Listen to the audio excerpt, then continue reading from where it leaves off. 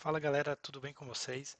Mais um vídeo da série Java Certification e hoje eu vou falar um pouco sobre a inferência de tipo em variáveis locais, o var.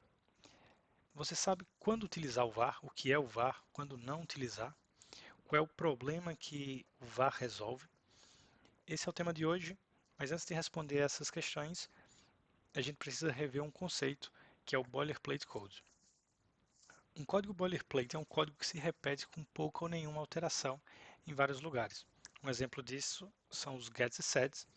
Praticamente toda classe tem get e set, e esse código vai se repetir com pequenas variações. Uma forma de eliminar esse boilerplate é, por exemplo, utilizar projetos como o projeto Lombok, que vai gerar os gets e sets automaticamente, e assim a nossa classe ficaria um pouco mais enxuta. Em outras linguagens, inclusive linguagens da VM, como o Groove, os gets e sets são inferidos e são gerados automaticamente. Então, esse é um código que compara um código Java com um código Groove. Implicitamente, o tipo é private e os gets e sets existem para qualquer classe que for definida usando Groove. Mas existe outro tipo de boilerplate code que é um pouco mais sutil e é justamente esse tipo de boilerplate que eu vou mostrar para vocês que se relaciona diretamente com o var. Nesse código, vocês vão perceber que o tipo se repete em vários pontos. Por exemplo, para a definição da lista, existe o tipo do lado esquerdo da expressão e um tipo do lado direito da expressão. Posteriormente, depois de criar uma lista de strings, se nós quisermos acessar o stream dessa lista, a gente precisa novamente redefinir o tipo do stream, repetindo assim algo que já é conhecido pelo compilador. Isso vai se repetir em todo o código, a redefinição desse tipo. Isso é uma forma mais sutil de um código boilerplate. O primeiro teste que foi feito para resolver esse problema foi a inclusão do Diamond Operator, que é basicamente esse operador vazio e que assume que o tipo do ArrayList é o tipo que foi definido do lado esquerdo. O var vai resolver um pouco desse problema, reduzir mais o código boilerplate, deixar o código mais legível. Mas antes disso, é importante saber que o var ele foi primeiramente incluído na versão 10 do Java. O var não é uma keyword, é o nome de um tipo reservado, então não é problema utilizar o var como, por exemplo, o nome de um método. E, e é possível também utilizar o var como nome de variável, ou incluso pacotes. Então, vamos agora ver como é que isso se reflete na prática. Então, como eu disse, a primeira tentativa de reduzir esse código boilerplate foi com o Diamond Operator, mas agora a gente tem uma nova alternativa a partir do Java 10. Então, se a gente já sabe que o tipo da lista é do tipo string, agora a gente pode omitir a declaração do tipo do lado esquerdo, utilizando o var. O que acontece aqui é que o compilador vai inferir esse tipo e vai definir essa variável como sendo do tipo ArrayList string.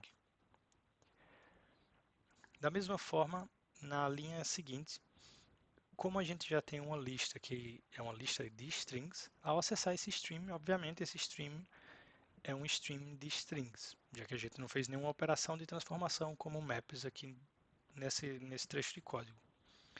Então, se esse tipo já é óbvio, a gente pode substituir a declaração de tipo pelo var. O legal é que o var também pode ser utilizado em outras variáveis locais, como num for ou num for each. E aqui segue o mesmo princípio. Já que a lista é um ArrayList de string, é óbvio que um for each vai iterar e vai receber uma variável do tipo string. Então veja como a alteração, a substituição da definição do tipo do lado esquerdo pelo var vai fazer com que o código seja um pouco mais claro, um pouco mais simples e sem a repetição do tipo das variáveis. O var também pode ser utilizado para para tipos primitivos e para literais, por exemplo. Todo número que é definido na linguagem Java sem ponto flutuante, implicitamente é um int, e a gente não precisaria repetir isso aqui do lado esquerdo. Da mesma forma, qualquer número com ponto flutuante automaticamente é um double. A gente poderia definir a variável agora sem explicitamente colocar o tipo double, mas definir apenas como var. O var só pode ser utilizado em variáveis locais, não pode ser utilizado como parâmetros de método. Nós não poderíamos ter aqui, por exemplo, um var e a variável, porque dessa forma o compilador não consegue inferir qual é o tipo dessa variável. Então, o var não pode ser utilizado como parâmetro de método, não pode ser utilizado em retorno de método e também não pode ser utilizado como atributos de classes. O var está exclusivamente reservado para variáveis locais, e variáveis locais basicamente são variáveis dentro de métodos.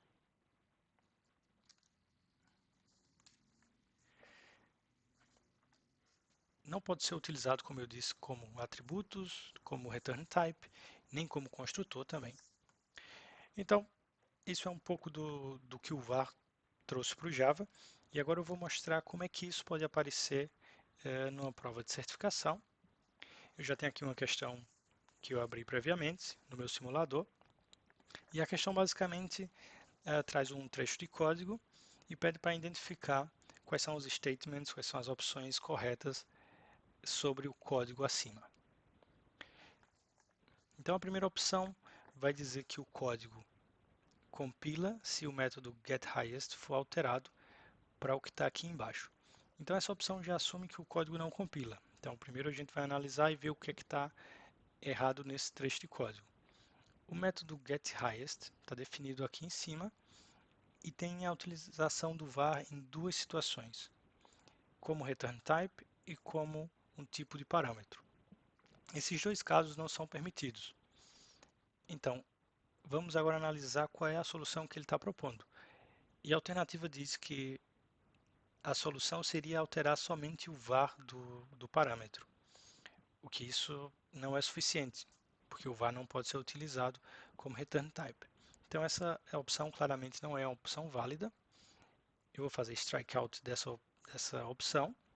Essa opção de anular alternativas não está disponível na prova, na certificação.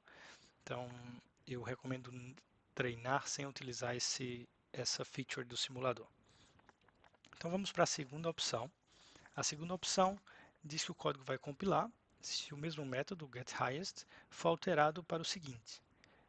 Agora, o return type passa a ser int, no entanto, o parâmetro não foi alterado e continua como var. Esse novamente é uma utilização inadequada do var e por isso essa opção também é uma opção inválida. A terceira opção diz que o código vai compilar se all students for alterado para arraylist. Então, vamos ver onde é que está essa variável. Essa variável aqui é uma variável local. É uma utilização adequada do var, porque o tipo foi definido aqui do lado direito e a variável já foi inicializada. Então, essa opção também é uma opção errada, porque o código, essa linha de código é uma linha que compila, é uma linha que está bem. A penúltima opção diz que ele vai compilar se a variável h for alterada de var para int. Aqui também é um caso de boa utilização do var. Essa linha é uma linha que compilaria se não fossem os problemas apontados aqui no método anterior. Isso porque o getHighest precisa definir qual é o tipo de retorno, que seria o tipo da variável, que seria inferido. Então, essa opção também é uma opção inválida, o que nos resta apenas a última opção. Nenhuma das opções anteriores é a alternativa correta. Para fazer esse código compilar, deveria se alterar o tipo var do return type para int e o de students deveria ser uma lista de estudantes, como está aqui definido. Então, vou fazer evaluate da questão.